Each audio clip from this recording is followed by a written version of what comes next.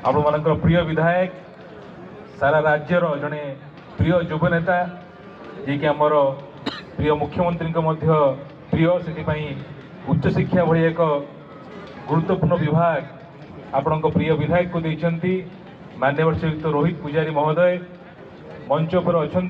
सम्माननीय उपजिलापाल महोदय ये अनुष्ठान सभापति संपादक उपदेष्टा शुभेच्छु मंच आगे बसी मीडिया बंधुगण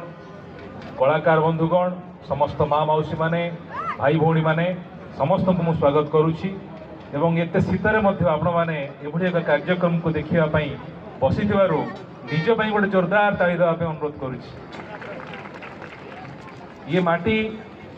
कला साहित्य संस्कृतिर माटी ये माटी एक एभली माटी जे सारा विश्व को वार्ता देची भातृभावर त्यागर आमे जिते आसिलु अभिभूत हेली आश्चर्य हेली जे संत कवि भीमभोई पाखे आमे पूजा करी प्रदीप को नहीं आसिलु भी माँ सरस्वती पाखे ये माटी जहाँ संत कवि भीमभोई माटी जहाँ वार्ता देची सारा विश्व को प्राणी आरत दुख अप्रमित देखु देखु केवा सहु मो जीवन पछे नरके पड़ी थाऊ जगत उद्धार हो एक विराट बड़ कथा आप मैंने जानती कि नहीं मुझे जानी किंतु यूनाइटेड नेशन रे जहाँकि सारा विश्वर सबुठारु उच्चतम सभा सेठार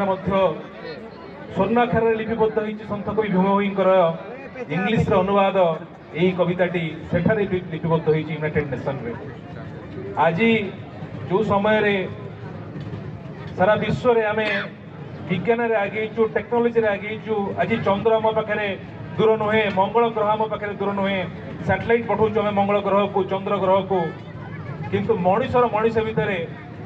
हृदय हृदय भितर दूरत्व बढ़ी से समय रे संत कवि भीमभोई ये वार्ता आम समस्त को प्रेरणा दिए एवं ये माटी आप जो भाव में ग्रामांचल रोता प्रतिभा मानू